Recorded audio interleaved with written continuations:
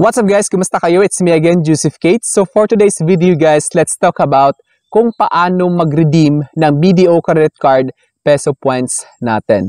Paano nga ba natin i-redeem yung BDO credit card peso points natin para mapakinabangan natin guys yung credit card points natin. Kasi pwede siyang i-convert into cash credits, pwede siyang ipasok sa SM Advantage Card. Good as cash yun guys, kapag pinasok nyo siya sa SM Advantage Card or sa Prestige ninyo, pwede rin siya. Kasi tatlong way para ma-redeem yung BDO credit card peso points natin. Pwede din sa BDO Peso Rewards Card, which is yun yung card na nakikita natin guys sa BDO Pay. Of course, kapag may BDO Pay kayo, makikita nyo guys, kung may credit card kayo, qualified kayo guys sa BDO Rewards Card. Kasi merong tatlong klaseng BDO Rewards Card guys, si Emerald, si Sapphire, at saka si Diamond. Yung mga nagsisimula pa lang guys, nasa Emerald Rewards Card, yung meron sila sa BDO Pay. Pwedeng ipasok doon yung points para pwedeng gamitin pang scan to pay using BDO Pay. Gamitin mode of payment yung rewards card na yon, which is, pwede nyo siyang gamitin pang shopping, good as cash yun. Pero bago yun, nais muna kitang imbitahan na mag-subscribe sa YouTube channel ko kung bago ka pa lang kasi marami pa po akong i-share ng mga tutorials, knowledge, and experience of mine in the future. Kaya naman huwag niyong kalimutan mag-subscribe para updated kayo lagi sa mga vlogs na i-upload ko. Yun lang po at sobrang maraming salamat po. So ito guys, pwede naman siya via BDO Pay ninyo i-redeem or punta kayo guys sa Google Chrome, search nyo lang yung BDO Credit Card Points Redemption. So makikita nyo, same lang naman yung link na binibigay guys. Kasi kapag nasa BDO Pay kayo, doon naman kayo pupunta. Kapag wala kayong BDO Pay, gusto nyo diretso kayo sa website, sa Chrome or sa Safari, sa browser, punta lang kayo sa Google search, then search ninyo yung BDO Credit Card Points Redemption or di kaya sa BDO Pay. So ito yung papakita ko guys, yung BDO Pay. So kung paano nga ba dito? Of course, kailangan muna natin i-login sa BDO Pay yung account natin or kailangan natin mag-login sa BDO Pay. So open natin yung BDO Pay guys, login natin. So pagka-open natin guys, pagka-login, makikita natin yung credit card na meron tayo. So, for example guys, yung BDO Gold Mastercard natin, yung i-redeem yung BDO Credit Card Peso Points. Click ninyo guys yung credit card na yan, as you can see, yung Gold Mastercard. Pagka-click nyo, lalabas yung available credit limit at saka yung transactions natin. Then makikita natin yung credit card peso points. Ayan. Yung available credit card peso points ko guys is 41.42. So yung redeemable lang yan is yung pwede ma-redeem is yung 41 pesos lang. Then click natin guys yung transfer peso points. Pagka-click natin yan, magbubukas yan sa browser. Which is, ayan, nakikita nyo, BDO Deals, Credit Card Peso Points. BDO Credit Card Peso Points, what would you like to do with your peso points? Of course, ay nakita nyo tulad ng sabi ko, pwede siya sa BDO Rewards Cards, pwede siya sa BDO Credit Card Cash Credit. Ano nga ibig sabihin ng BDO Credit Card Cash Credit guys? Para kayong lalagyan yung credit card ninyo guys ng 41 pesos. So halimbawa guys, may 1,500,000 kayo na credit card balance ninyo. Hindi nyo siya mabayad-bayaran kasi nga malaki siya. So as you can see, may 41 points tayo. So, pag napasok yung 41 points sa credit card na yon, which is my credit card bill or my outstanding balance na 1,500,000.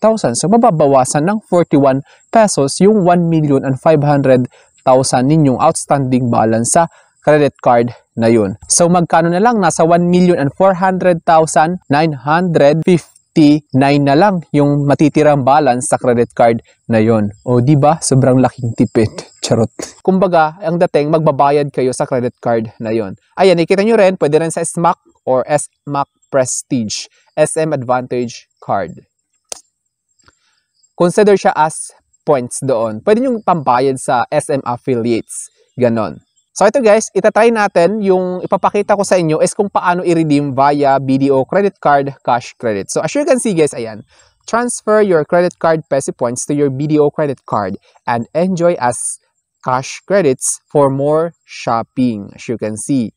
So ito guys, nakikita nyo, credit to. First 6 digits of your credit card number. So ibig sabihin guys, nakalagay credit to. Kung anong credit card yung gusto nyong papasukan ng points na yon. Kung meron kayong multiple credit cards sa BDO, pwede kayo mamili. Pili kayo guys kung meron kayong multiple credit cards sa BDO. So credit to, first 6 digits of your credit card number. So, di ba may 16 digits card number si credit card? Nakikita nyo sa harap.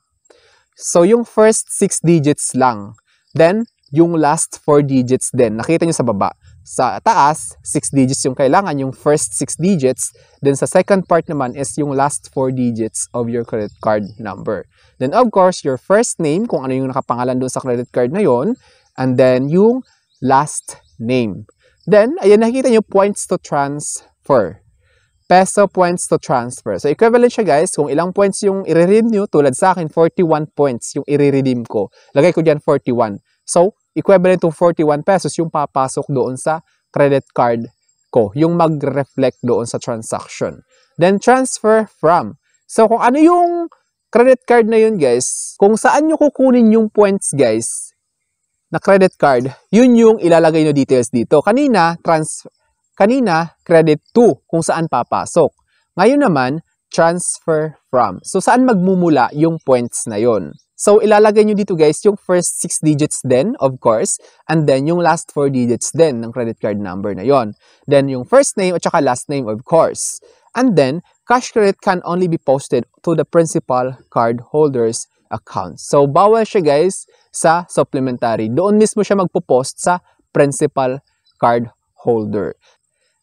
Then, kailangan nyo guys dumaan ng CAPTCHA. Ano ba to? Yung para malaman na hindi ka robot. I-click nyo yung box para mag-check siya. Then, pwede niyo nang i-click yung transfer points. Pagka-click niyo yung transfer points guys, terms and conditions. By redeeming peso points, I hereby agree to the bond by the terms and conditions of the video credit card peso rewards card. So, haba-haba siya.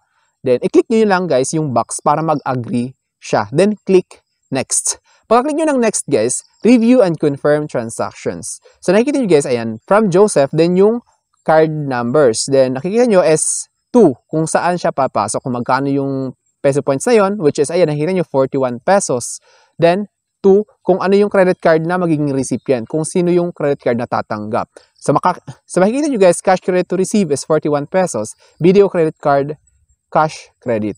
Processing and crediting of BDO credit card cash credits will take 7 to 10 banking days. Ibig sabihin, antayin nyo yung 7 to 10 banking days. Hindi kasama yung holidays dyan guys, tsaka weekends. Dapat yung Monday to Friday, tapos walang holiday, bibilang kayo ng 7 to 10 days. Kailangan nyo antayin. Then, confirm. Pagka-confirm nyo guys, ayan, nakikita nyo, kung kailan kayo nag-request or nag-redeem ng points ninyo, July 3, 2025, 11:49, makikita nyo, your request has been received. Equals 41 BDO credit card peso points. We'll send an acknowledgement SMS for your request. Points transfer will take 7 to 10 banking days. Transferred Joseph to, ganyan, kung para kanino, then yan, may reference number siya guys. Itabi nyo yung reference number guys kasi yun yung gamitin nyo pag nag-follow up kayo. Then as you can see guys, ayan, transfer points again. Kung mayroon pa kayong ita-transfer, then view more deals. So ganun lang siya kasimple. Antayin nyo na lang yung 7 to 10 banking days para sa feedback kung na-approve ba siya or na-credit na sa credit card kung saan nyo pinasok yung peso points na yon. So I think that's all for now. So sana may na-share ako. It's me again, Joseph Kate. Don't forget to subscribe for more videos. Bye-bye!